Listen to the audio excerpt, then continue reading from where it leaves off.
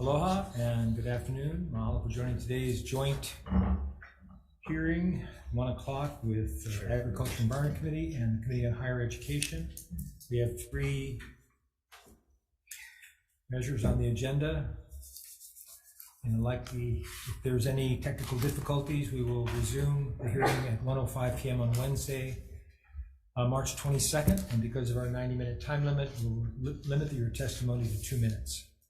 The first measure is House Bill 694 HD1, appropriating funds to support the Aquaculture Disease Diagnostic Lab at the Department of Ag Animal Industry Division Veterinary Laboratory Services Branch in partnership with UH College of Tropical Agriculture.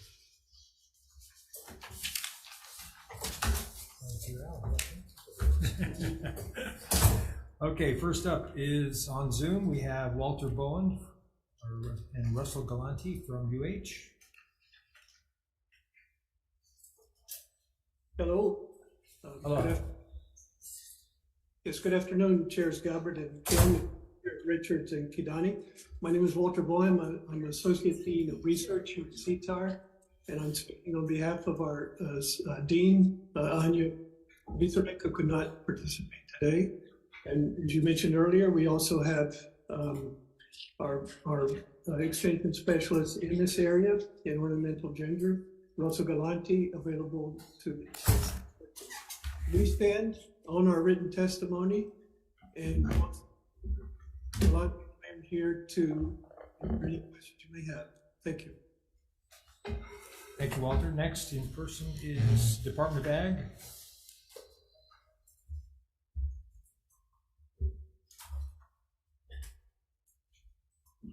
Good afternoon, Chairs Gabbard and Kim, members of the committee.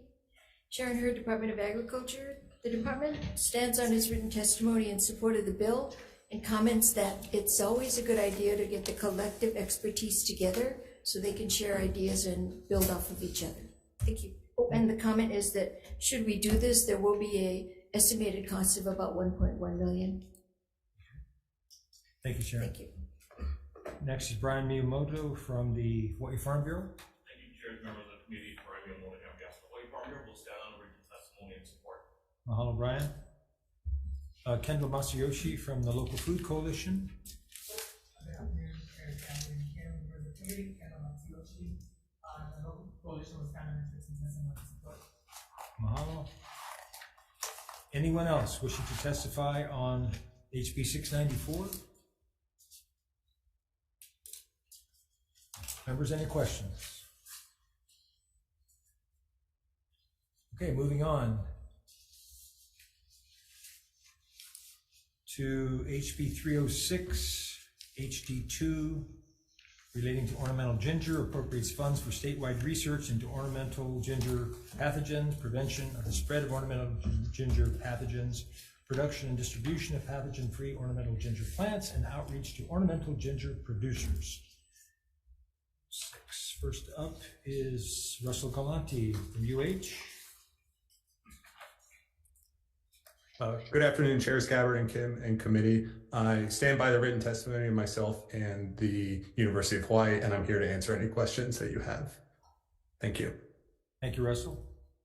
Next is Walter Bowen, also from UH.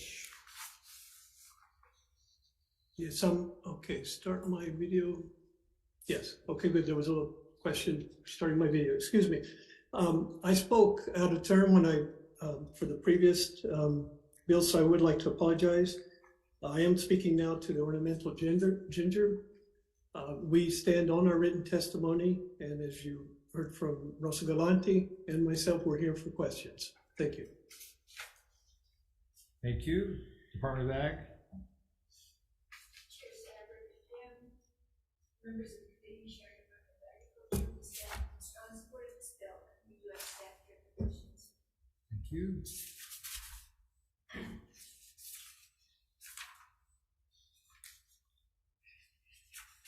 Okay, anyone else wishing to testify on this measure?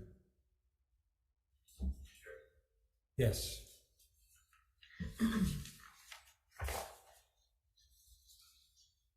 Thank you, Chairs, Vice Chairs, members of the committees, Brian Miyamoto here on behalf of the Hawai'i Farm Bureau. My apologies, Chair. I thought we did submit testimony.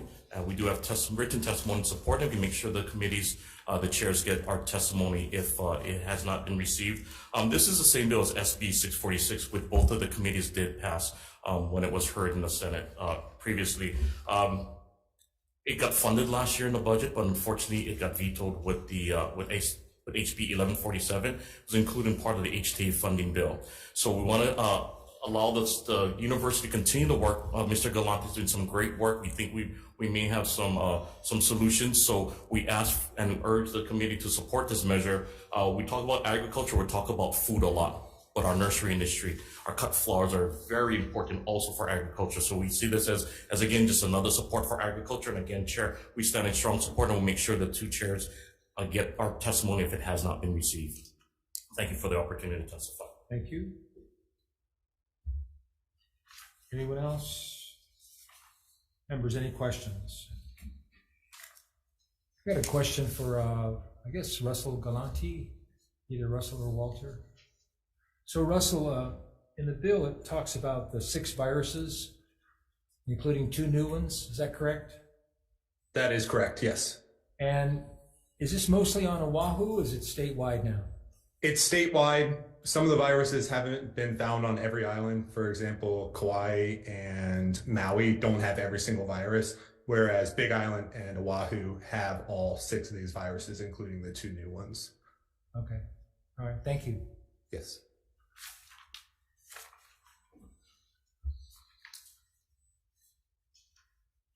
All right. Moving on to I think that's yours. Yes. Okay. Next item is House Bill 313, HD1, relating to agriculture. This bill appropriates funds to the University of Hawaii to establish a foreign agricultural small equipment pilot program. Requires a report to the legislature. First up is Sharon Hurd, chairperson of the Board of Agriculture.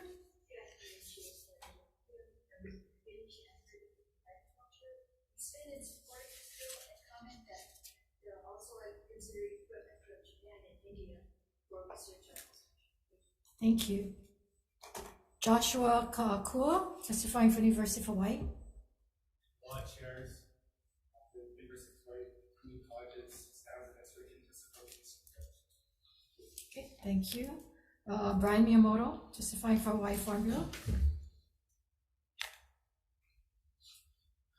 Thank you, Chairs, Vice Chairs, members of the committees. Brian Miyamoto here on behalf of the Hawai'i Farm Bureau. You have a written support. We are in strong support of this measure. We've come before this body for several years. We would like to add to the department's comments that not only Japan, which is referenced in the bill, in the preamble, but India, but also Italy, Netherlands, New Zealand, and Europe. We'd like to make sure the university looks at everywhere to bring in the most appropriate equipment for our small farmers here in Hawaii. So again, thank you for the opportunity to testify. Okay, Brian, why don't you sit there? That's the only people that we have signed up to testify in person or on Zoom. Is there anyone else in this room wishing to testify on this measure? Okay, if not, questions. I do have questions, but if any members have, go ahead, Senator. Thank you, Chair. And Brian, I don't know if this question's for you.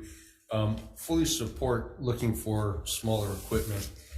My concern is how much is it going to cost to actually make this and implement something that'll pass our emissions to make this thing work. So I don't know if you have a comment on that. Thank you, Senator. Brian Miyamoto here on behalf of the Hawai'i Farm Bureau. I think the bill was asking for roughly $100,000 to start because it's a pilot program. We're gonna do the needs assessment, or the university. What we're asking for is a needs assessment to identify what's needed here and where to get it from, and then the next step would be to facilitate the EPA emission standards part. But we think this is, it has some synergy with a proposed project in Hilo at the Foreign Trade Zone. I think DBID is asking for roughly $7.5 million. And as a foreign trade zone, we believe that because it's not US, technically, that they can actually bring in the equipment and test it there to see if it needs to be retrofitted. Because we've talked about, again, the EPA emission standards. So if we retrofit, if we break it down into foreign countries, bring it here, will we have warranties? Who's going to be able to service it? So again, it's kind of a baseline pilot program, and based on an ag visit to Hokkaido, Japan, which some of our small farmers had identified some equipment that they thought they'd like to bring in, small combiners, seed harvesters, some weeders and different things. So, but understanding that the EPA, the engines don't meet US EPA standards. So again, it is just a pilot. We've had Isaki equipment before, but we are not able to bring it in. I think formerly some of those equipments would just sell out, right? The small farmers. We've got John Deere, we've got Cat, we've got some of the larger equipment that may not be size appropriate for our small farmers here. Majority of our farmers here in Hawaii are small farmers. I think one of some of the equipment identified for possibly for rice, for sweet potatoes, for other crops that we have here in Hawaii. Okay, seeing if we can solve the problem. So yeah, I can definitely support going that way. Thank you, Chair. Chair. Yes, Senator DeCoy. Thank you, Brian. I know that you guys looking at trying to bring in outside equipment, and I understand, but we always talk about buy local, yeah. American-made equipment.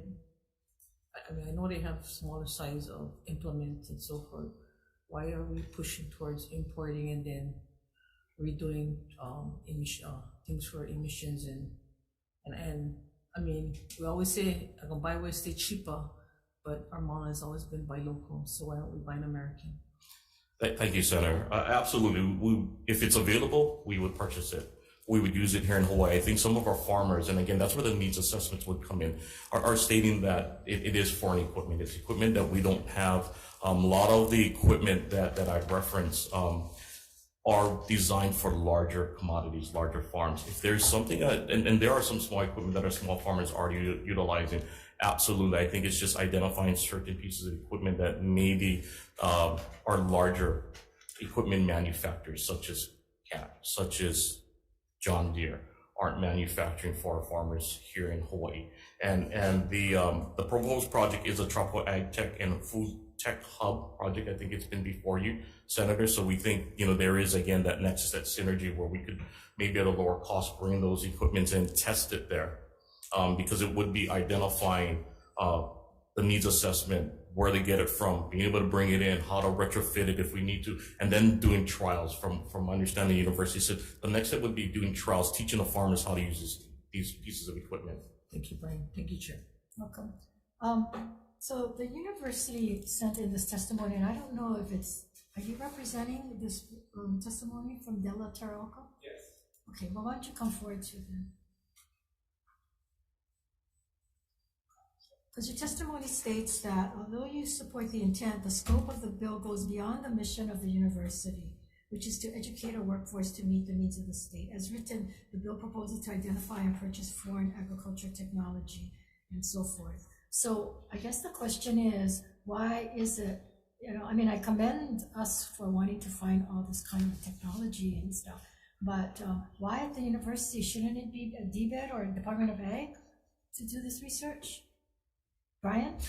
They're saying that it's beyond their scope. Thank you, Chair. The reason why we identified the university and specifically College of Tropical Agriculture is because of the extension agents, the extension service who work directly with the farmers, understand what the farmers' needs are. They do trials also on crop technology. So that's where we're looking at again. And CTAR was with us when we went to Hokkaido, and this is where that all started from when they visited Hokkaido. Be able to work with CTAR, work with all of them and bring it together than to have the university do it? Absolutely. At the end of the day, Senator, all we're trying to do is bring in the equipment, and I think that's why I referenced DBED with the project. We have met with those stakeholders, and we're very excited about that project to possibly fulfill what this bill is trying to accomplish. At the end of the day, we're just trying to make our farmers, or get our farmers more efficient, bring in equipment, and especially when we're dealing with the lack of labor. So I think it's a policy decision where it goes. We just want to make sure that or hope that there is an opportunity to pursue this, be it in DBID with their innovation, with ADC being in DBID. Absolutely, Senator. Our thought was just because we were with CTAR, because one of the extension agents was up there, that's where the discussion has come from. And in fact, shortly after the trip, we believe Department of Agriculture was looking to fund, and I'm not sure what happened. They were going to fund that project. So it's just kind of a continuation of those discussions.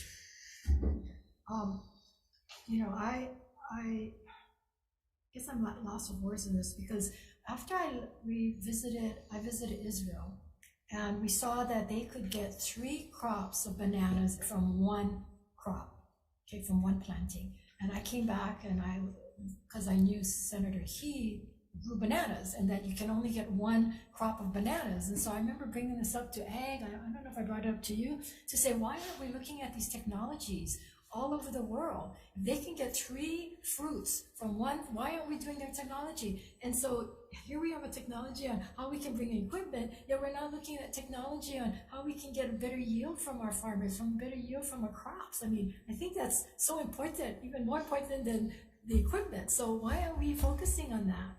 And that's certainly something that I think the university as well, Department of Ag, should be pursuing. What are some of the technologies out there? I mean, Israel is one of our allies. I would think that they would share it. I brought this up. No one has ever followed up on it. Why? I can't answer that, Senator, but you're absolutely right. We should be looking at others on what they're doing, crop technology. We've advocated for Hawaii to get into the 21st century, not just on equipment, but technology. When we're talking about greenhouse or indoor farming, So why no bills AI. on some of this stuff, on this technology around the country, only on the equipment? I can't answer that question. We would be amenable to opening that. I think that's where universities come in, our Department of Agriculture. I agree, Senator. I think those are discussions that need to continue to happen and for us to look at so that we can grow agriculture here in Hawaii. Absolutely. Because I visited Israel 10 years ago, a decade I've been talking about that and nothing. So I'm just curious why we would only focus on one aspect and not the other. But can members any other questions? Sure. Yes, Senator DeCoy. So under CTAR, you guys do have extension agents that go out to farms. You guys do trials. I know you guys have done many on ours. You guys have 3 agents on Molokai alone. So why are you guys saying that this is beyond the scope of what you guys do when modifications have been made? I know at that time, Mr. Totori also has equipment that had to be modified for the smaller ones. They're just trying to bale hay on a smaller scale. So I don't agree with you guys not being able to address this, or just do we do away with those positions? Yes, thank you for the question. I think maybe a clarification in the bill is that the community colleges, our core is really about workforce training and meeting those workforce needs.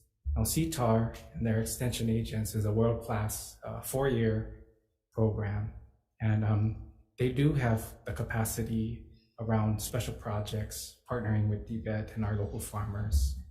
So I think maybe just a clarification about where within the university we can have the most impact. CTAR, absolutely. So I think what Senator Kim is alluding to is also within the university, you folks have hired people that have been specific to writing grants. In this case, the New Farmer Program that has been under CTAR. So saying that this is beyond the scope of what you folks do, those grants are modified or written for those specifics. And I can tell you on Molokai, some of those programs have just basically been broad and as narrowed down as everything from growing radish to growing beets, wambok, taro, you name it, on a smaller scale, which they also have a program within the Maui Community College and an ag park. Yeah, I guess Maui College and the community colleges in particular, our core, both in our operational and in our special projects, is really around training the workforce. It's less of a, I think that, and we support the intent of this bill. I think the place for us to make that happen at UH is so you really do know for the that 4 this body years. put positions in there 2 years ago that also allowed for the apprenticeship program of workforce, right? And it had geared around stuff like this. Thank you, Chair. Questions? Thank you. I wanted to go back to what Senator Kim was alluding to, and I'm not sure if this is for CTAR or Department of Agriculture, but why are we not looking at what Israel or other countries are doing as far as looking at a higher yield or more than one yield per season or per year? Is that something that is within your purview? Actually, Senator, I'm going to say about 2 years ago, we had a meeting with American Samoa. The minister there was Michael Fuyava, maybe it was more than 2 years, but he mentioned that there is this banana on the other side of Samoa. I think it's called Western Samoa. That it was, and he called it the Israel banana, and he wanted to bring it in. We looked into it, but because American Samoa is U.S. and the other side of Samoa is foreign, you might say, we needed a permit process, and that permit process was not started. We should start it. You know, it's just something that we didn't pursue. But I asked at the time, I said to the Minister of Agriculture for American Samoa, if he could start it, because I mean, they're right there, right next door. And what are the benefits of are there any pests that, you know, banana has that bungee top virus thing, right? So we don't want to introduce anything that could impact what we're currently doing. And he, I guess something happened and he lost his position, so we would have to renew that relationship with the new American Samoa Minister of Agriculture. It's a good project. We understand that the variety is something we should look into, but we cannot be too aggressive and just bring it in without doing, you know, the permit process. But I understand that, Yeah. but 2 years is a long time to I be understand. thinking about something, and I understand. rather than leaving it to someone else to do, why didn't we at the university pursue it? Or I will. at the Department of Ag? I mean, Yeah, we do have some really good research going on with bananas right now, bungee top resistant type varieties. So it's something we really should look into because bananas are so healthy. So will you look into I it? will look into it. Thank you. So just to follow up, again, I brought this up over 10 years ago, and maybe the crop itself can't become, but what is the technology? Is there other things that they're doing besides actual plant that will create this? I don't know, but that's your guys' job to do that. And to say that, you know, you couldn't get a permit or whatever, to me, that's really lame excuses. When we're talking about feeding our population, making the farmers to be able to be more efficient, to give them the technology, and we're not pursuing it. So shouldn't this thing fall under Department of Ag, this bill, instead of under the university, and then you guys work with the university to have it done? Somebody got to coordinate it, because when I read this bill, all it says is we're giving the money to the University of Hawaii and they're going to make a report. Okay, so I believe the problem occurred when Big Ag left. When pineapple went down, sugar went down, the seed companies started to leave. The machine companies they shifted their focus away from Hawaii, thinking that our needs for equipment kind of diminished, and they did. So I've been working with Brian and the Farm Bureau on a small farm equipment fair with the. So shouldn't this measure fall under the Department of Ag to work with the University of Hawaii to be able to achieve what it is, or under DBED, instead of just saying, the university, we're going to give you X amount of money and you're going to report back to us the findings? It really, in my opinion, it doesn't really matter if it's the Department of Ag or DBED. What we're relying on is the community college system or even the auto shop programs at the high school level. That's where the workforce development will occur, whether it's whoever is in charge of it. Eventually, it'll funnel down to the community colleges. Right, but what you're not getting is that somebody's got to be the quarterback. Somebody has to be the one to coordinate it and make sure that it does funnel down. And if you're just going to give the money to UH and say, you're going to give us a report on all of this stuff, who's quarterbacking it? Who's taking calling the charge of it? plays? Yes, who's calling the plays? And that's, I think, your role and DBED's role, or both. And these are the kinds of things that when we look at confirmations on who is going to lead our departments to do these kinds of things, you know, and yes, we want to give people a chance, but we want to make sure that you folks have that in order to be able to, you know, let's move into the next century. 10 years, I bring this up, 2 years, we've been waiting to give the farmers better technology. Unacceptable. Anything else? Any other questions? If not, I think just the answer, you willing to follow back it. Yes, the bill specified the University of Hawaii. I didn't think it was my place to say, we're better positioned to take it over. We deferred to the university to say the Department of Agriculture. to take it over. We will quarterback. Thank you. Thank you. Okay, that being the last item on the agenda, you want to go straight into decision making? Yep. So we'll go right into decision making, starting with the first item. On decision making on first item, HP 694, HT1, appropriating funds for the aquaculture disease diagnostic lab. Like you inferred, the recommendation will be passed as is, or AEN. Chair votes aye. Vice Chair? Thank you, Chair. Chair votes aye. Vice Chair votes aye. Senator DeCoit? Aye. Senator Rhodes? Senator Awab? Chair, you have 5 in favor. Motion is adopted. Thank you, members. Okay, and for the Committee on Higher Education, same recommendation, members, pass unamended. Any discussion?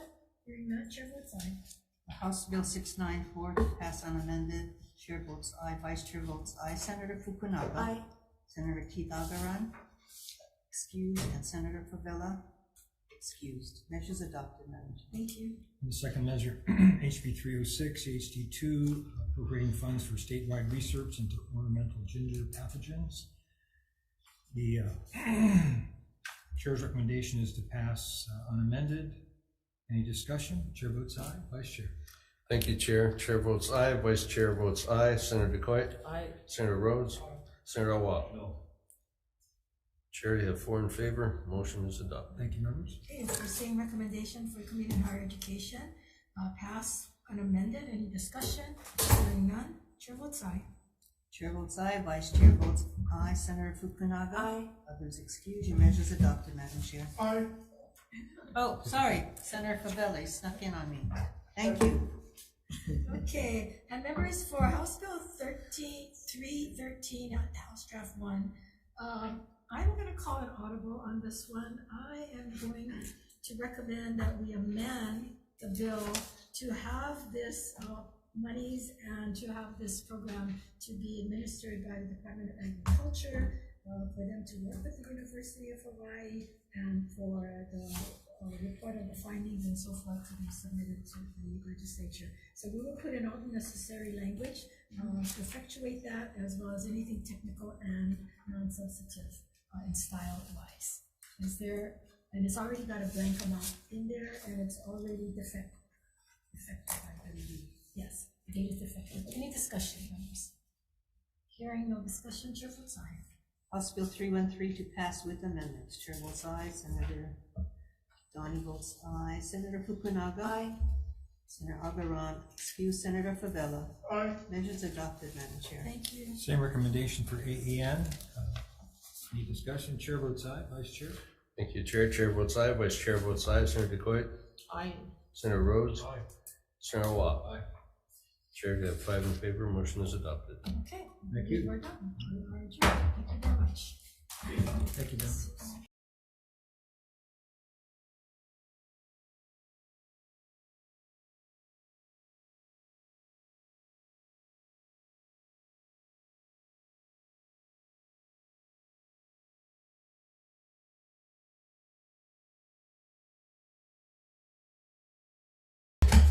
Okay, hello, Mike Ako. Good afternoon again. We are convening the 101 agenda for AEN in room 224. If anything happens, technical difficulties, we'll resume at 1:05 p.m. on Wednesday, March 22nd, here in the same room. And because of our 90-minute time limit, we'll be limiting our testimonies to 2 minutes. First up,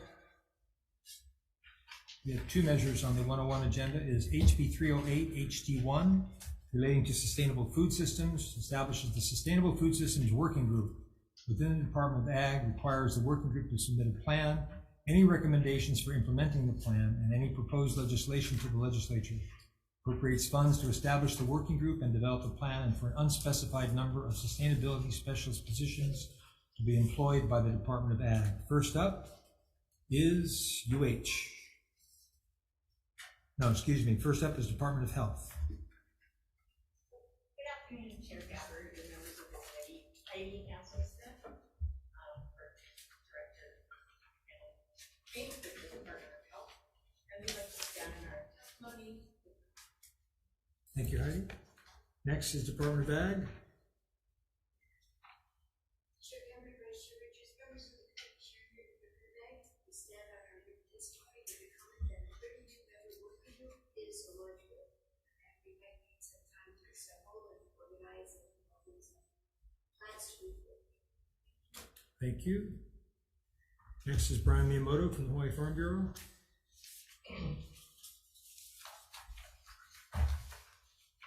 Thank you, Chair, Vice Chair, members of the committee. Brian Miyamoto here on behalf of the Hawaii Farm Bureau. We're in support of the measure. We do have requests some simple amendments. We're requesting that the 2 representatives from UH be selected by the dean of the College of Tropical Agriculture versus the chairperson of Board of Agriculture. We think that that might be a better selection. The chairperson does have a lot of other selections. So that's on page 2, and it is the number 4, not line 4, but number 4, the 2 representatives from UH selected by the dean of CTAR. On page 4, for the Hawaii Farm Bureau, we appreciate being on the working group, but we do ask that our representative be selected by the president, which is the head of the organization, rather than myself as the executive director. And although we do believe it is a very big group, we are asking that the Hawaii Cattlemen's Council do get a seat also, selected by their president. So that would be number 22 of the group. It is a large group, but we think that they would make a good member. So we do support this measure, and we do ask do you consider our proposed amendments. Thank you for the opportunity to testify. Thank you, Brian. Next on Zoom is Lauren Zerbel from the Hawaii Food Industry Association. Lauren, are you with us? Sorry, Chair, they're currently not on Zoom. Thank you. Nicole Galassi from the Hawaii Cattlemen's Council. Thank you, Chair Gabbard, Vice Chair Richards, and members of the committee. The Hawaii Cattlemen's Council supports this measure, and we do ask that the Hawaii Cattlemen's Council be included in this working group.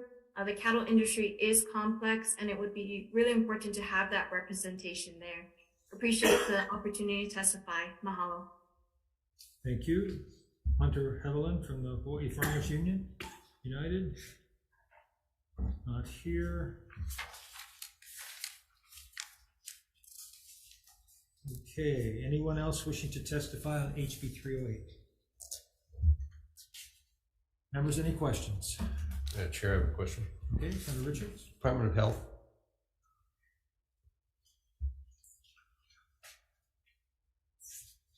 Yeah, in your testimony, you talked about requesting a seat at the table to come from which angle, food safety or for nutrition, or both? It would be the nutrition angle. I'm Heidi Hansen-Smith. Okay, thank you, Chair. Okay.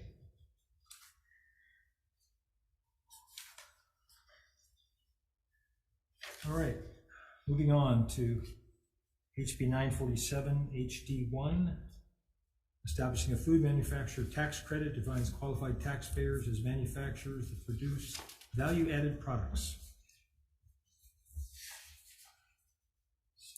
And first up is Gary Suganuma from the Department of Taxation.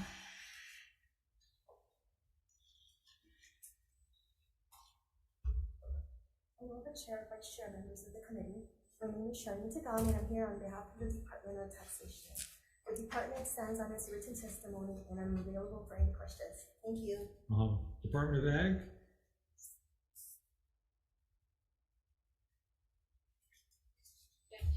Chair, Vice Chair, members of the committee, Sharon Hurd, Department of Agriculture.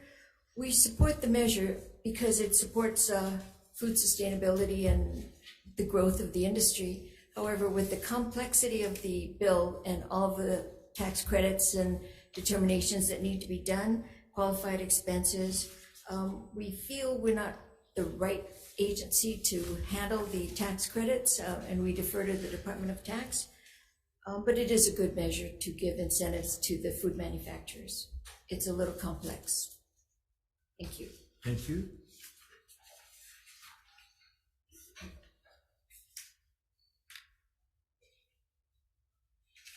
Next is Brian Miyamoto, Hawaii Farm Bureau. Thank you, Chair. The Hawaii Farm Bureau will stand on its written testimony and support. Thank you, Brian. Len Higashi from HTVC.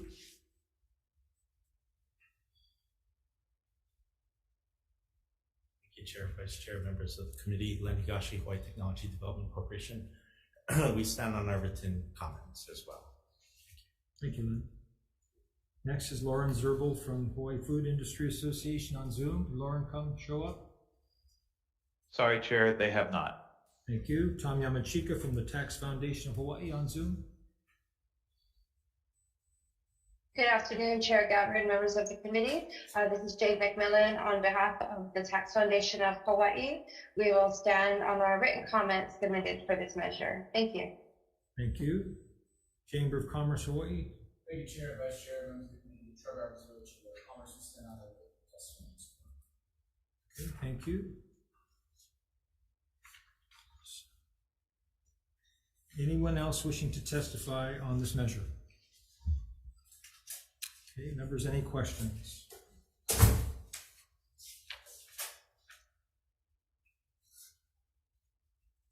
Okay.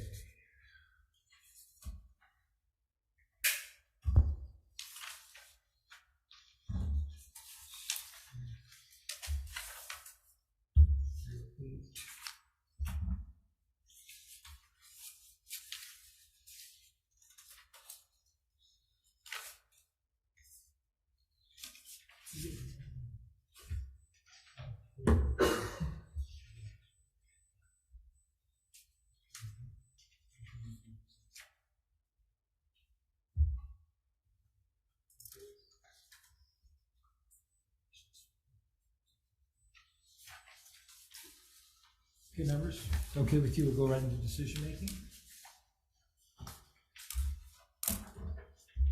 So the first measure, HB 308, relating to sustainable food systems, the rather large working group. This is an important bill, one of my priorities bill, basically because we've been talking about importing 85 to 90% of our food and paying $3 billion a year. You need a plan, right? And so what this bill attempts to do is to bring everybody together. And yes, there are a lot of folks, but I think it's going to be a very good process as this thing unfolds to come up with a solution. So what I'd like to do is to amend the bill.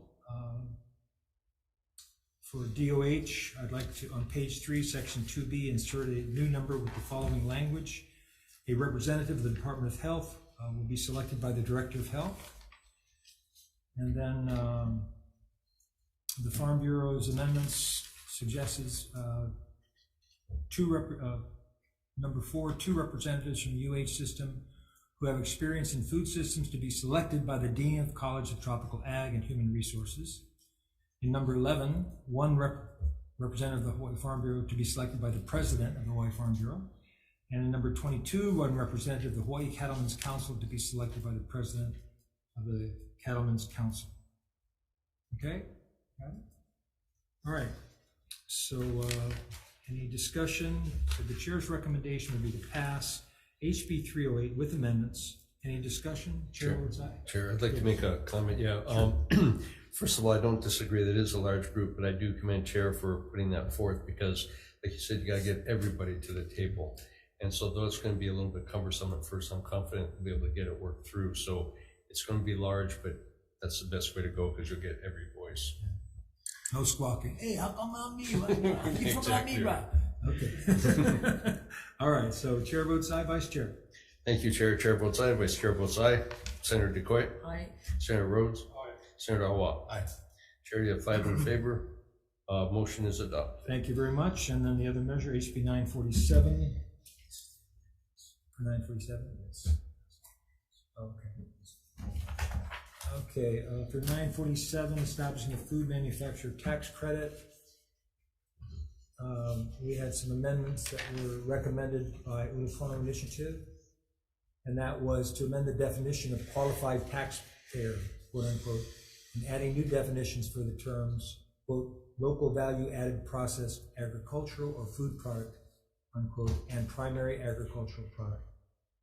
Okay.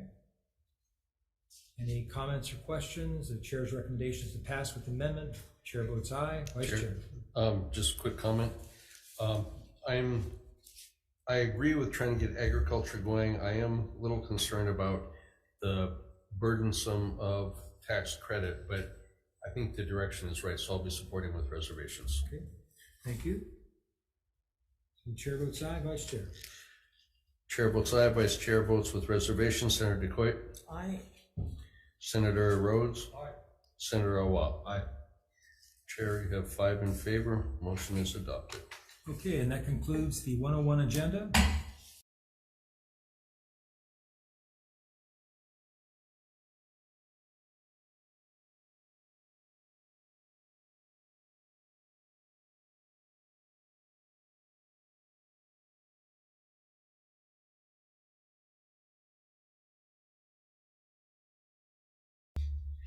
Okay, calling to order the 145 decision-making on 2 measures. We're joint with AEN and CPN. CPN will be doing their decision-making tomorrow, but I wanted to go through ours. And so on the first measure, HB 1359, relating to hemp, there were some late developments on this bill, and so we're not ready to decision make, and I want to have the opportunity to talk it over with the chair from CPN. So we're going to defer decision making on the hemp bill, HB 1359,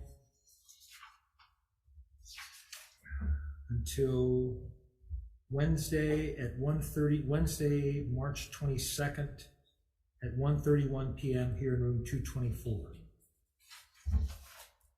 And then on the other bill, HB 1250, relating to Mamaki tea, imposing labeling requirements for Mamaki tea. The chair's recommendation would be to pass as is. Any discussion? Chair votes aye. Vice chair.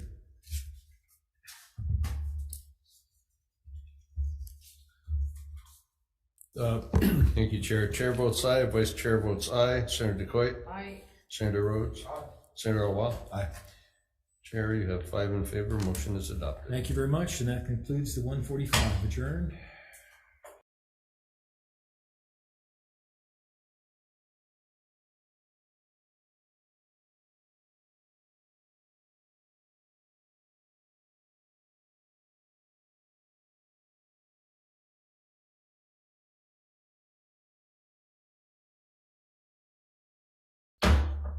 Good afternoon. We're convening the Joint Committees on Transportation and Culture and the Arts and Committee on Agriculture and the Environment on our 2 p.m. agenda here in Conference Room 224 of the State Capitol.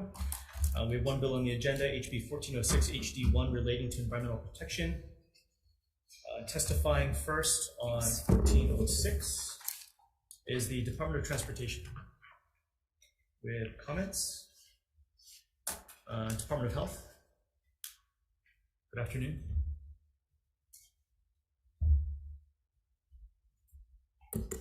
Good afternoon, chairs, Lee and Gabbard, vice chairs and committee members. Glenn High on behalf of the Department of Health. The department stands on its written testimony, providing comments. We're here to answer any questions. Thank you. Thank you very much. Up next is City and County of Honolulu Department of Design and Construction. In opposition, Hawai'i Asphalt Paving Industry. Yes, I'm here. Oh, good afternoon. Good afternoon. Good afternoon, chairs, vice chairs, and committee members. My name is John Yo, and I'm the executive director of the Hawai'i Asphalt Paving Industry. We stand on our written testimony in opposition to the bill, and I'm here for input. Thank you. Thank you very much. Testifying next is the Environmental Caucus of the Democratic Party of Hawaii in support, Climate Protectors Hawaii in support, General Contractors Association in opposition, and we have 3 individuals in support. That's all the written testimony we have this afternoon. Is there anyone else here wishing to testify in this measure? Or anyone on Zoom? If not, other questions? Yeah. Okay, thanks, Lynn. Yeah, do we have anybody from DOT here? I didn't believe so. Okay. Oh, wait, there we go. Good afternoon. So thank you, Chair, for the opportunity to provide testimony. On behalf of HDOT, we stand on our written testimony. Thank you. I think Senator Richards had some questions. Yeah, thank you, and thanks for popping on real quick. Just had the question, I know in the neighbor islands, I'm just wondering if we have a need for this, because I know we use all of the asphalt on the neighbor islands. In fact, we could use more if we could get it. So from your perspective, are you seeing a need on this? I know you made comments, but could you just fill that out, please?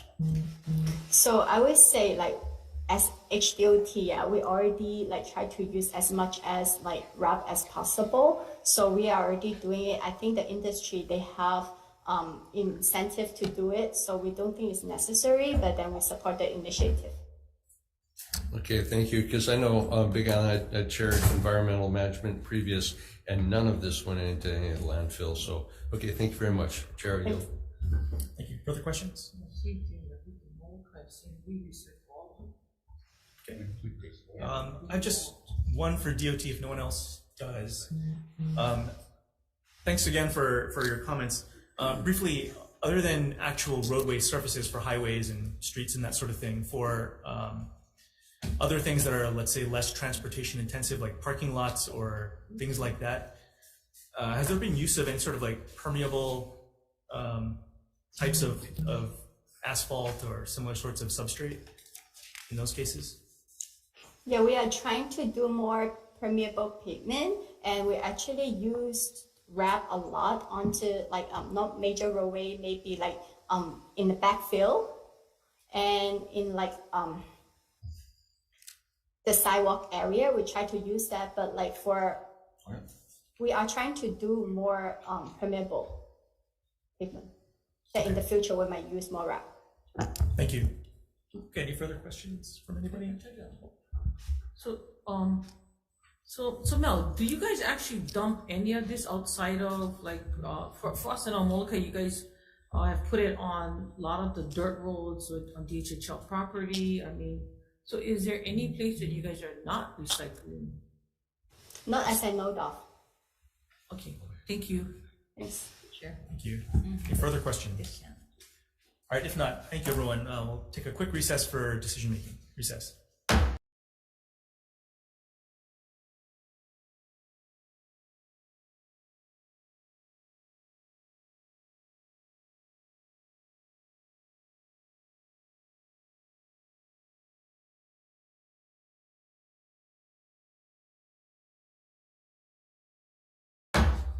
Okay, good afternoon, everyone. We're reconvening the Joint Committees on Transportation, Culture and the Arts, and Agriculture and the Environment on our 2 p.m. agenda on HB 1406 HD1. Chairs having conferred, given that there's a lot of this already happening, particularly in the neighbor islands, as well, noting just some of the testimony here, we would like to address some of that. I'd like to keep the measure going forward to continue discussion, but changing it into a study to look at ways to continue to maximize use, and then also look at different ways to, in the future, look at permeability and water retention and make some recommendations back to the legislature. So, any discussion on that? Issues? How much is study gonna cost us? We'll leave that for the next set of committees to figure out. Okay, any other discussion? If not, Vice Chair. Okay, Chair's recommendation on the Committee on Transportation and Culture and the Arts on HB 1406 House Draft 1 to pass with amendments. Chair Lee. Aye. Okay, Vice Chair goes aye. Senator Elefante. Aye. Okay, Senator Keoho Kalole. Aye. Okay, Senator Awa. Aye. Okay, measure is adopted, Mr. Chair. Thank you. Same recommendation for AEN. Any discussion? Yeah, Chair. Yeah, since so much of it's going on in the neighbor islands, I don't see a need for this, but to other chairs' point of doing a study, I could support that, but I support it with reservations. Recommendations to pass with amendments. Chair votes aye. Vice Chair. Thank you, Chair. Chair votes aye. Vice Chair votes with reservations. Senator DeCoit. Aye. Senator Rhodes. Aye. Senator Awa. Aye. Chair, you have 5 in favor. Motion is adopted. Thank you. Thank you. Return.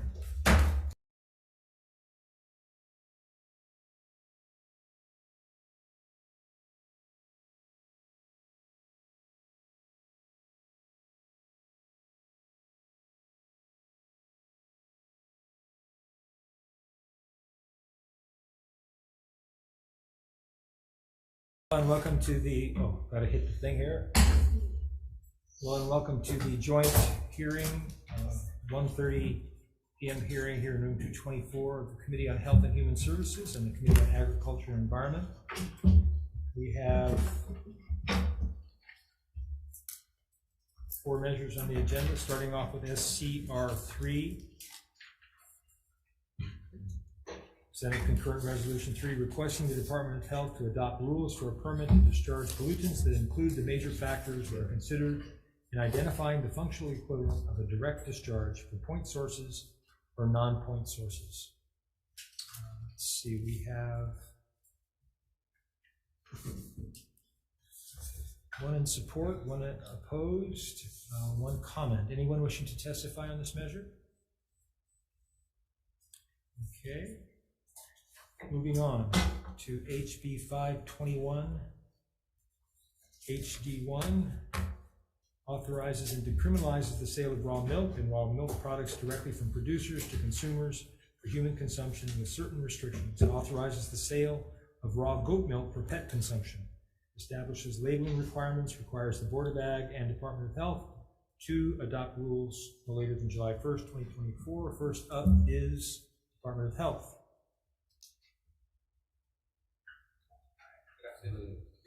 Aloha Chair San Buenaventura, Senator Gabbard, members of the Committee on Agriculture and Environment, members of the Committee on Health and Human Services.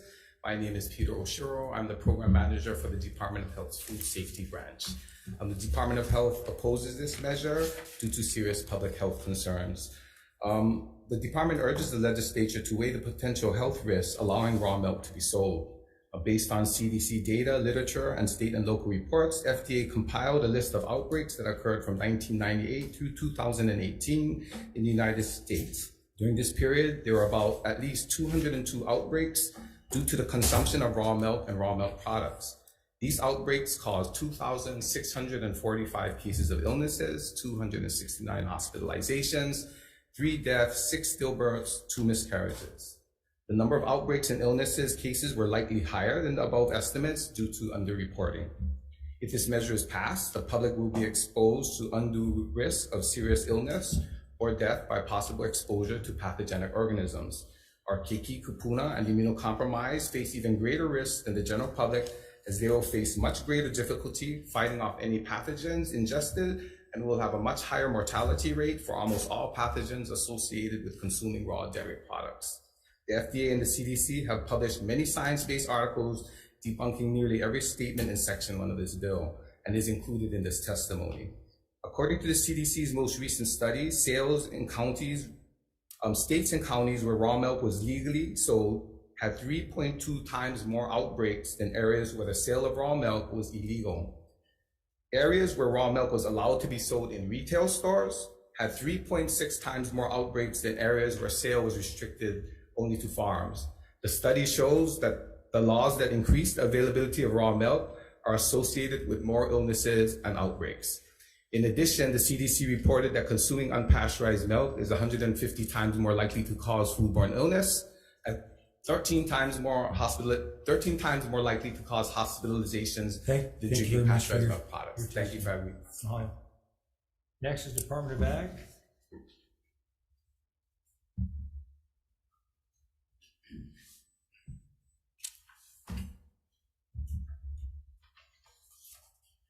Good afternoon, Chairs Gabbard and San Buenaventura, members of the committee, Sharon Hurd, Department of Agriculture.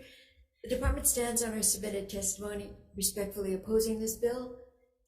We do have subject matter experts for questions. Thank you. Thank you. Brian Miyamoto, Hawaii Farm Bureau. Thank you, Chairs, members of the committee, Brian Miyamoto, the Hawaii Farm Bureau. We'll stand on a written testimony respectfully opposing this measure. Okay.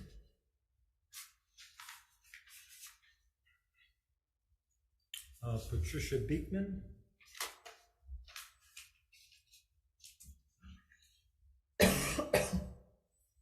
Anyone else wishing to testify on this measure? We have 34 in support, 4 opposed. Members, any questions?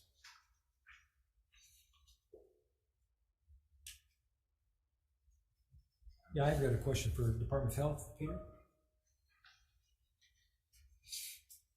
Afternoon.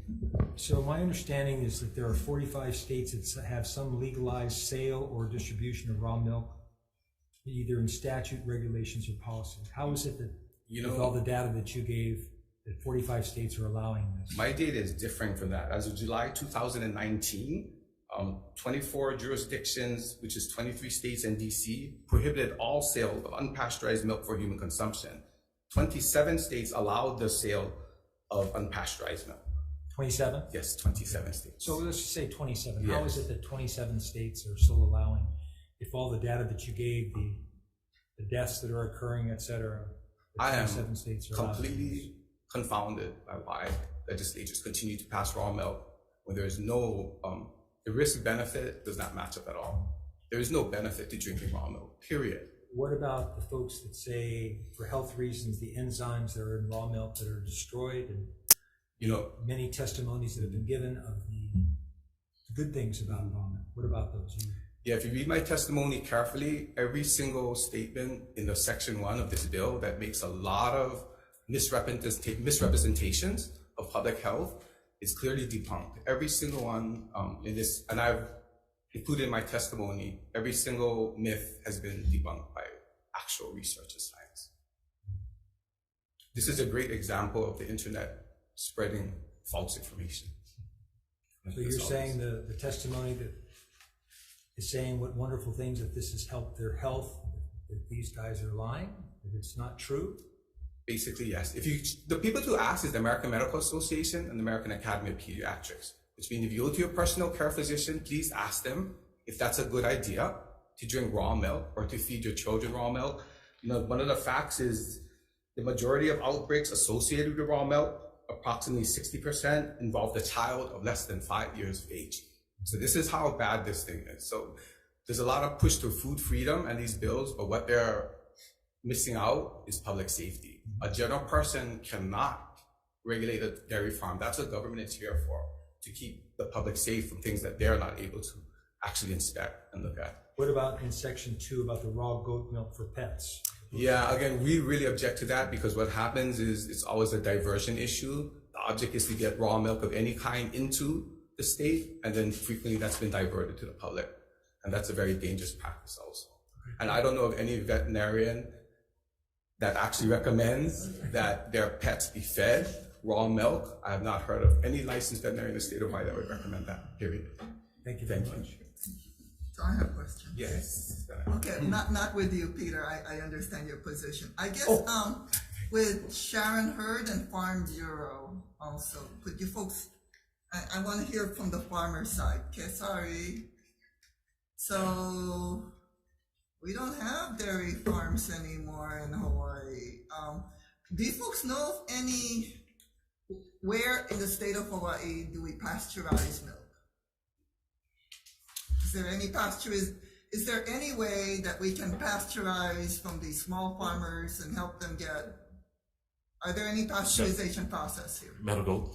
Senator Brian Miyamoto, Hawaii Farm Bureau. Medical, I believe they're still doing it on Hawaii Island. Yeah, expanding. And you're right, there's one commercial dairy, Cloverleaf.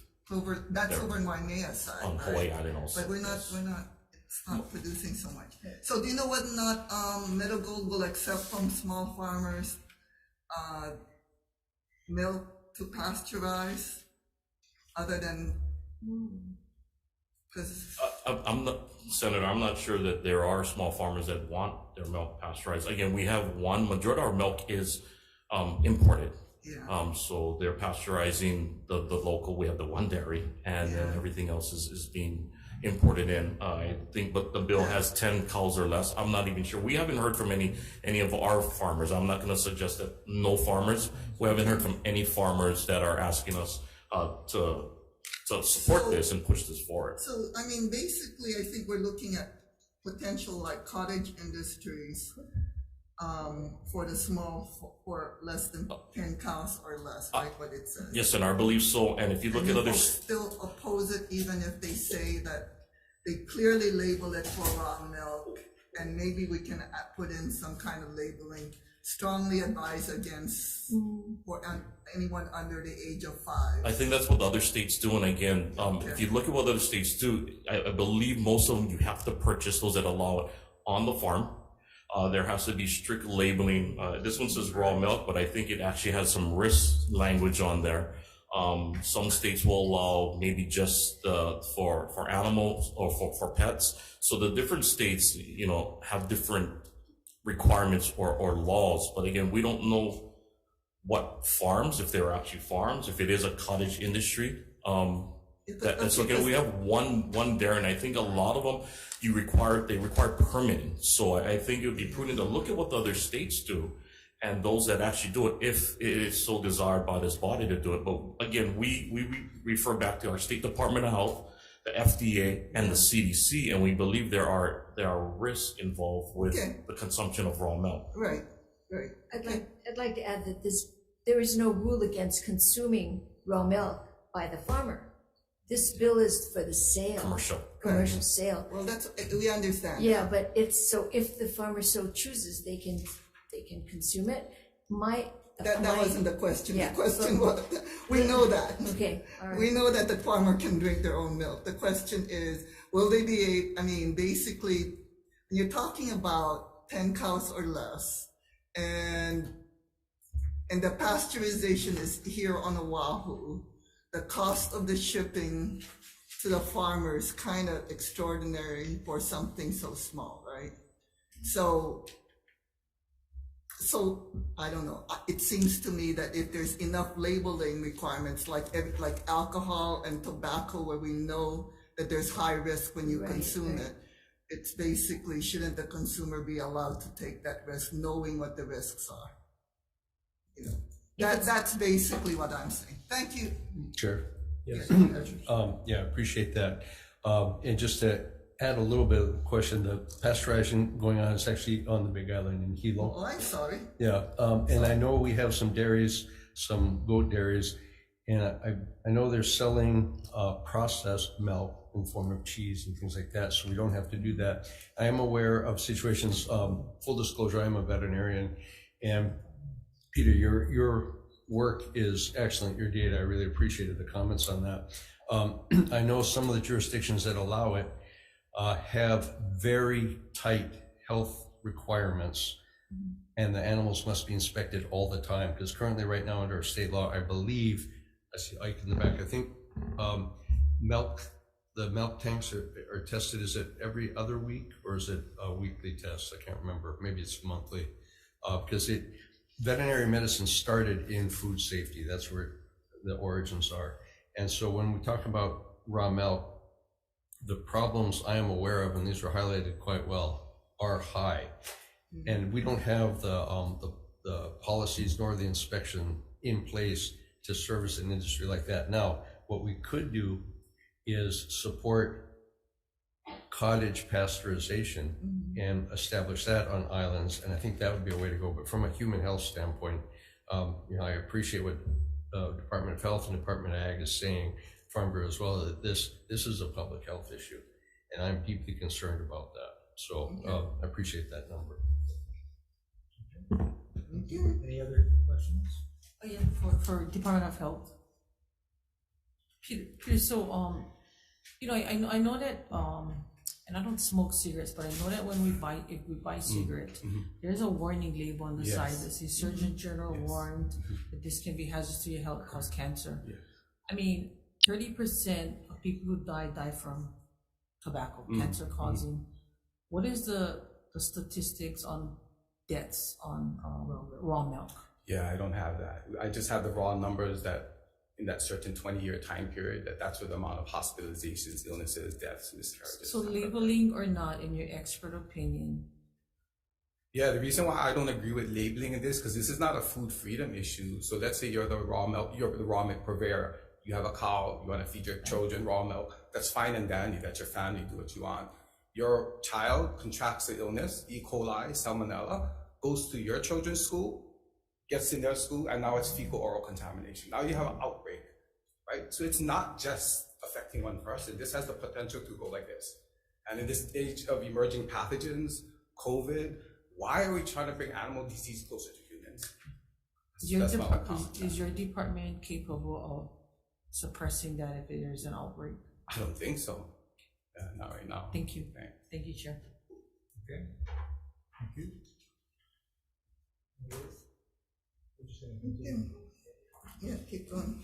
Yeah, we had a hard deadline of 2:45. Sorry. We've got a request in for an extension, so we'll just continue. No, it's fine. Next is HB 1266. HD2 allows wild game to be donated as food. First up is Department of Health. Hi, good afternoon, Chair Sandra Ventura, Chair Gabbard, members of the committees. The department opposes this measure. State your name, please. I'm sorry, Peter Oshiro, Department of Health, Food Safety Branch Manager. The department opposes this measure because existing law does not allow game animals into the food distribution system. That's basically that. Thanks. Department of Ag.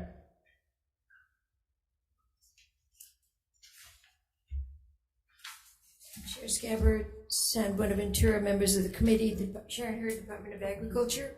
We agree with the previous testifier that while wild game was added to this, and we understand the intent to expand the availability of food donated, House Bill 1266 HD2 excludes wild game from the requirements of being prepared and packaged in a facility meeting all relevant food safety guidelines, certifications, and requirements, and has passed all food safety certifications. The department will defer to the Department of Health regarding food safety, but questions if the risk created is acceptable. Thank you. Thank you.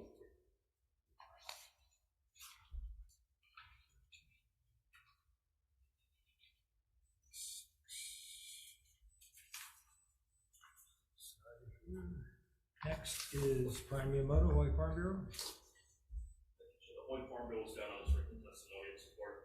Thank you. Nicole Galassi from Hawaii Cattlemen's Council. Thank you, chairs, vice chairs, members of the committee. Nicole Galassi on behalf of the Hawaii Cattlemen's Council will stand on our written testimony and support. Mahalo. Thanks, Nicole. Next is Hunter Hevelin from Hawaii Farmers Union United. In person, not here. Anyone else wishing to testify in this measure? We have 10 in support, 1 opposed, 1 with comments. Members, any questions? Senator Richards. Yeah, thank you. Sharon? Farmer Bag? Yeah. And maybe Ike, we might need you up here too.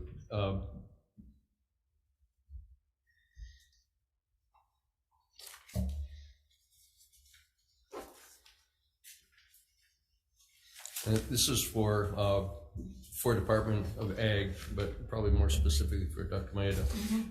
The inspection component of that, standing this up. I like the direction because we have overwhelming number of deer that we need to deal with. Standing up the inspection process, do we have the capacity to get this done? With the support to be able to fund for the payroll positions, operating costs, and Actually, please introduce yourself. Isaac Maeda, Administrator, Hawaii Department of Agriculture.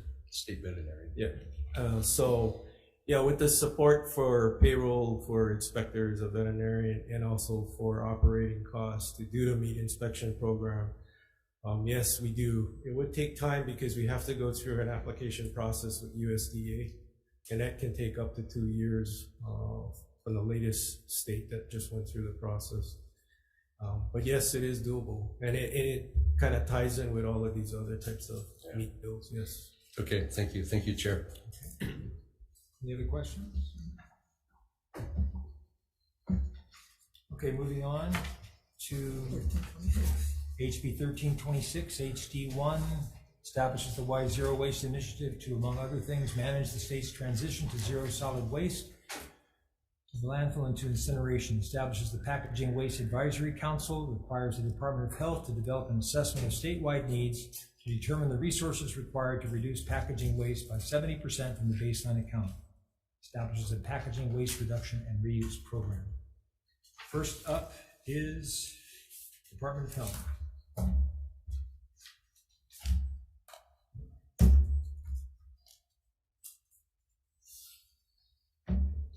Good afternoon, Chair San Buenaventura, Chair Gabbard, Vice Chair Aquino, and Vice Chair Richards, and members of the committees.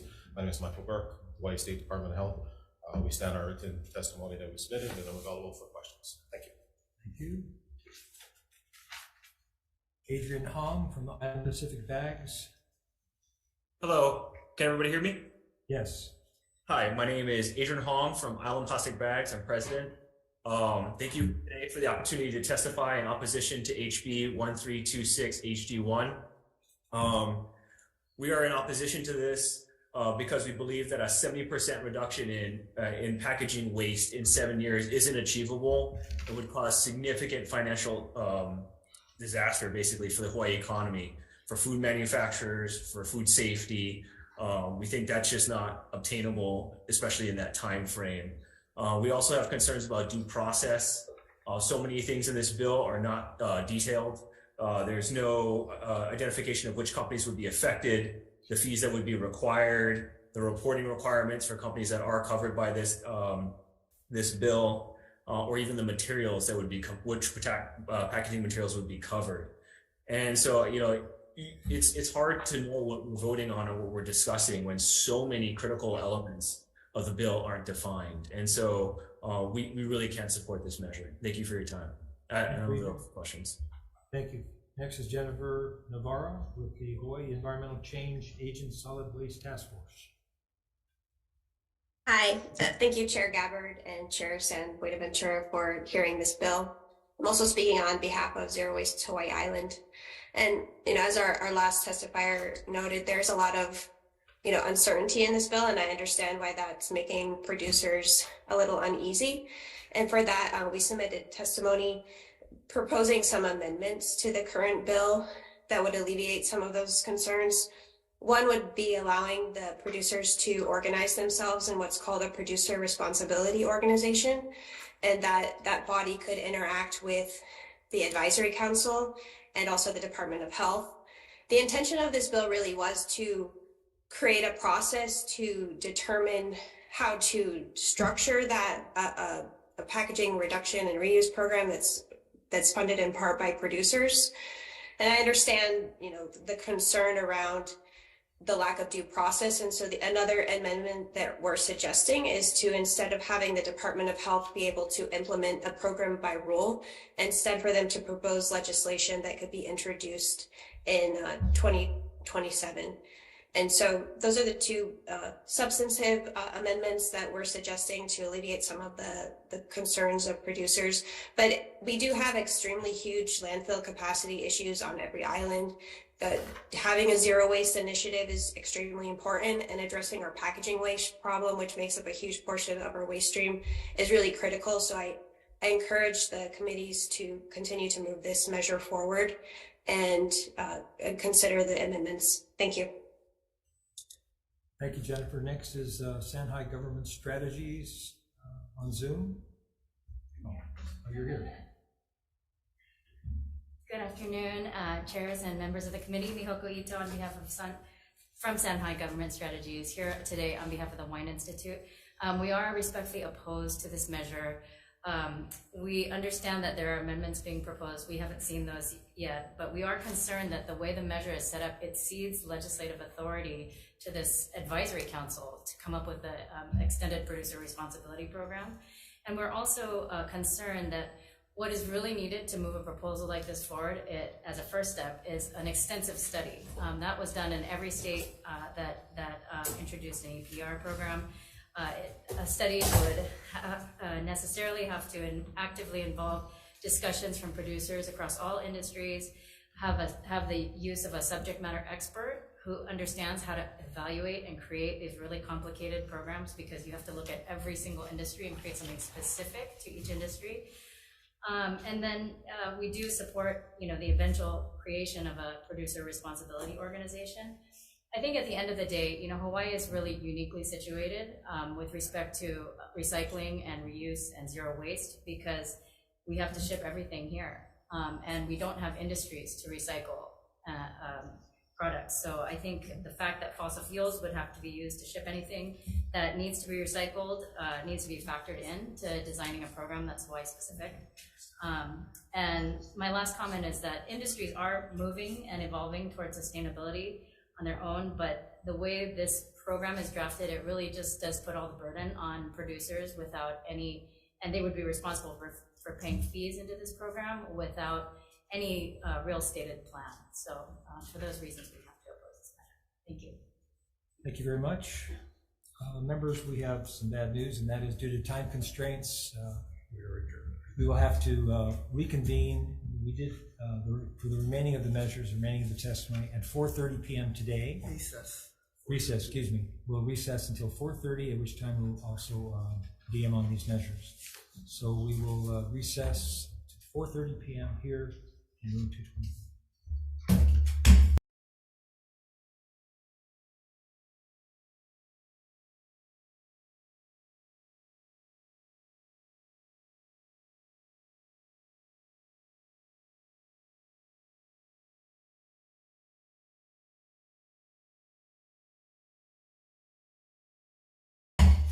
Okay, aloha. We are resuming the joint Agriculture Environment Committee and Committee on Health and Human Services 1:30 agenda.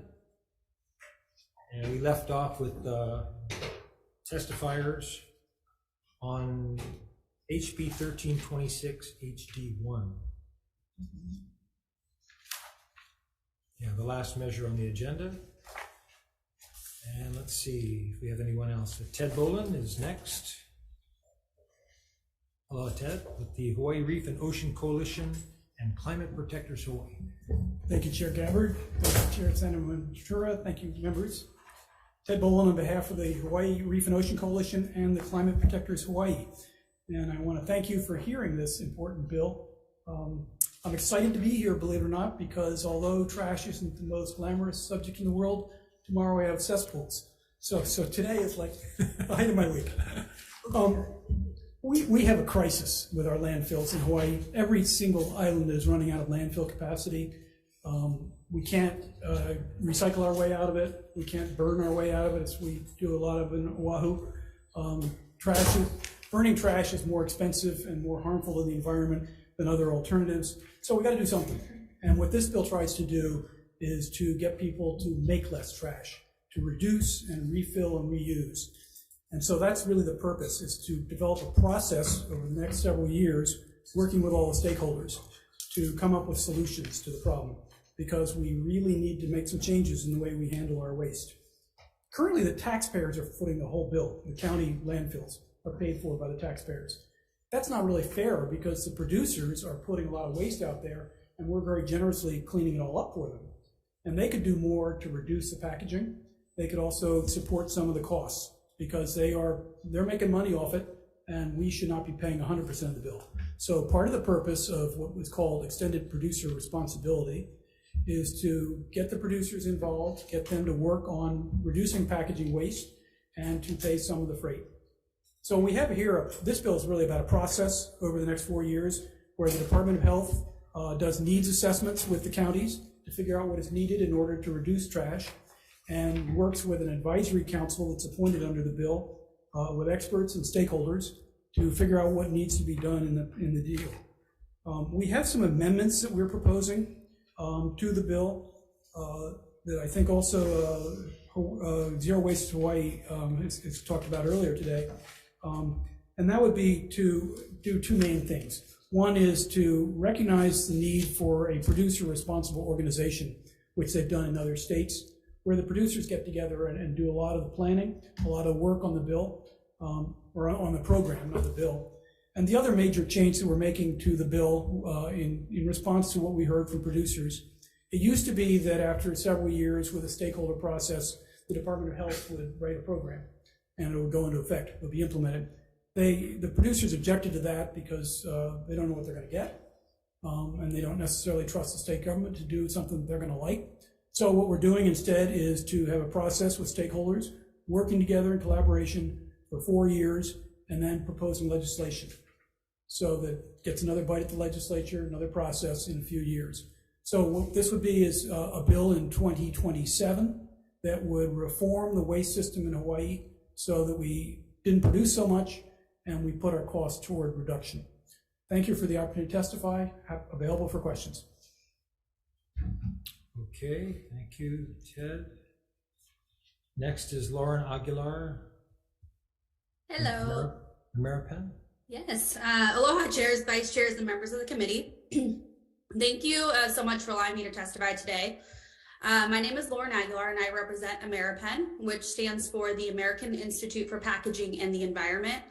We are an association that represents the entire packaging value chain, from consumer brand companies to material suppliers, packaging manufacturers, and end-of-life material managers. We also have a lot of experience in working with stakeholders in all the states that have recently passed packaging EPR, as well as states that are currently working on packaging EPR. But today, unfortunately, I'm testing in opposition to House Bill 1326. In our written testimony, we voice our concerns around the lack of the PRO, the need for the expansion of the needs assessment language, concerns around the total cost and fees being decided by the department, and issues with some of the definitions, and how this bill doesn't really resemble an EPR system that we have seen and worked with in other states. I do appreciate the amendment that's being proposed. I'm a little disappointed that none of the producer groups or businesses got a chance to see any of the amendment language before this hearing today. I think we would have been very helpful in crafting some of the definitions that are in that amendment. I looked at it very quickly during this recess. It takes the original bill from 17 pages to a little over 30 pages. So with that added amendment, I think it complicates the bill a little bit more, especially around all of the different definitions that have been added. It also keeps in the 70% reduction goal.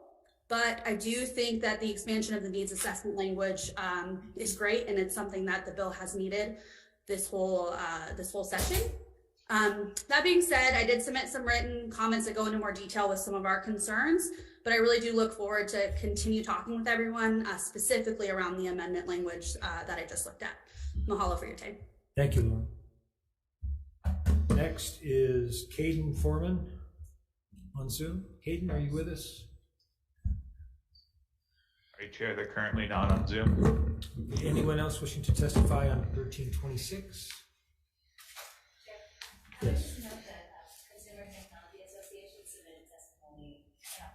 Okay. Thank you, Miho. Okay, members, any questions?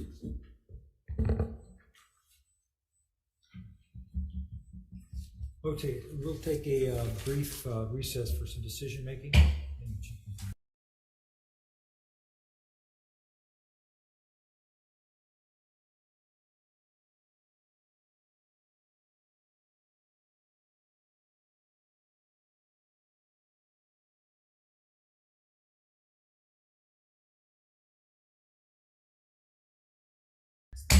Okay, reconvening the 1:30 joint hearing of the Committee on Health and Human Services and the Committee on Agriculture and Environment.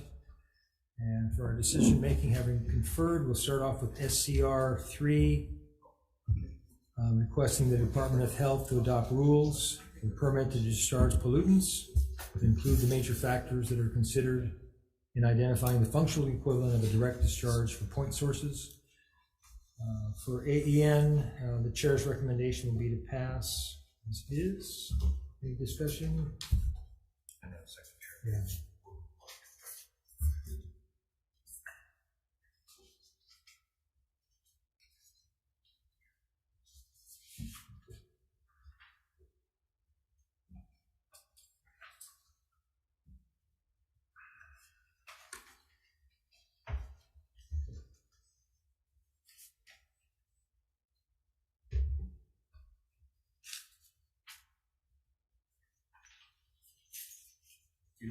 Okay, Chair, ready to go. So on SCR, chair's recommendation is to pass as is. Chair votes aye. Vice Chair? Thank you, Chair. Chair votes aye. Vice Chair votes aye. Senator DeCoit? Aye. Senator Rhodes? Aye. Senator Awa? Aye. Chair, you have 5 in favor. Motion is adopted. Thank you, members. Okay, for HHS, same recommendation. Vice Chair for the vote. Chair votes aye. Chair votes aye. Vice Chair votes aye. Senator Moriwaki is excused. Senator Shimabukuro. Aye. Senator Awa. Aye. Recommendation is adopted. Okay, and on the second measure, HB 521 HD1, relating to raw milk, well, there was a healthy conversation, discussion about the bill. We will not be moving it forward, so that bill will be deferred indefinitely. And moving on to HB 1266, HD2, relating to wild game being donated as food. Chair's recommendation would be to pass as is. Any discussion? Chair votes aye. Vice Chair. Thank you, Chair. Chair votes aye. Vice Chair votes aye. Senator DeCoy. Senator Rhodes. Senator Awa. Aye. Chair, you have 5 in favor. Motion is adopted. Thank you, members. Okay, for HHS, same recommendation, Vice Chair for the vote. Okay, 4 members are present. Any reservations? Any noes? Recommendation is adopted. Okay, and for the final measure on the agenda, HB 1326 HD1, relating to the environment. Chair's recommendation will be to pass with amendments. I'd like to adopt the requested amendments by the Hawaii Reef Ocean Coalition and Climate Protectors Hawaii, which number 1, require that Department of Health work with the Advisory Council and submit a proposed bill to the legislature by 12/31/2026, a bill implementing packaging reduction, reuse, and recycling program rather than the Department of Health implementing by rule. Number 2, remove the interim goals by the Zero Waste Initiative. Number 3, revise the Advisory Council tasks using language from Plastic Source Reduction Working Group report. And number 4, revise roles and responsibilities of the Department of Health and a producer responsibility organization in administering the program. Okay, any discussion? Yes, Chair vote, Chair. please. Just a quick comment on that, Chair. Thanks for working on that. And though I completely agree with the intent and the direction, I'm concerned about food safety, packaging, and all that going forward. And so I like these amendments. I think it's great steps going forward. I'm still going to vote with reservations because I'm concerned about those other aspects. Okay. Yes. I have the same concern. Food safety has been a big issue. The reuse of packaging has been an issue, and on Molokai, we're not even allowed to bring our reusable bags in to carry our things. So it's been a huge challenge. But again, I'm going to vote with reservations. I just have concerns about how we package food and then the food safety component. Thank you. Okay. So Chair votes aye. Vice Chair. Thank you, Chair. Chair votes aye. Vice Chair votes with reservations. Senator DeCoy. Reservations. Senator Rhodes. Aye. Senator Awa. No. Chair, you have 4 in favor. Motion is adopted. Thank you, members. Okay, so for Health Human Services, same recommendation, Vice Chair for the vote. Okay, 4 members are present. Any reservations? Any noes? No, sorry. Okay, thank you very much. Recommendation is adopted. Okay, and that adjourns the 1:30 agenda. Thank you. Okay, thank you.